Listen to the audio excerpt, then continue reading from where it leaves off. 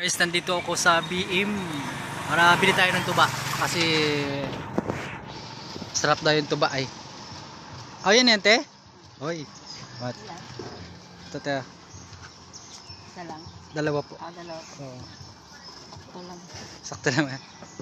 Salamat, te. Ito na guys, nakabili na kami ng tuba. Salamat, ate. Sila ate yan sila. Puro yan guys, puro yan tubaan, sungga.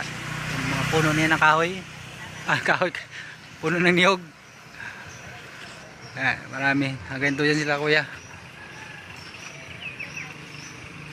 Ayun, meron na kami tuba.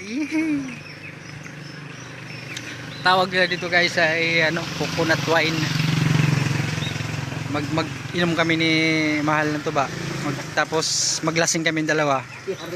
Tapos siyempre pagkatapos ng lasingan, mag-jarjaran. Kain ba? Saka mama, tikman ko nga to. Tikman ko saan dito.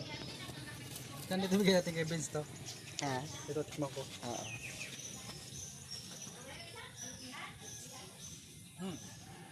Amis. Ano ba? Bagong ano lang eh. Bagong kuha. Ikaw? May anak sa bahay na. Hindi ko na pabutin sa bahay to. Ubusin ko na to. Ubusin mo.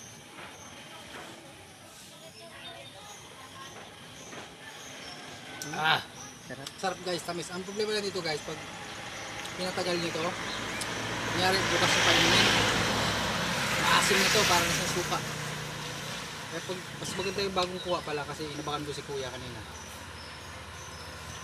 Bagong kuha pa lang ay yun masarap yun. Kasi pag pinabukas na pa yan guys, mangyayari yan ganyan no.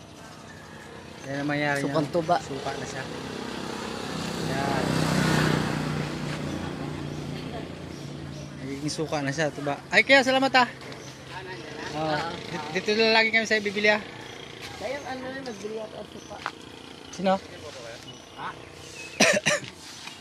Tara. Tara man. Tara. Thank you po. Pasensya na kayo ng tagal ha. Hindi okay lang ho. Dito lagi kami bibili sa ate ah. Tuwing linggo. Nalang sa inyo, pero basta hindi ako sure sa oras. Oo. Salamat.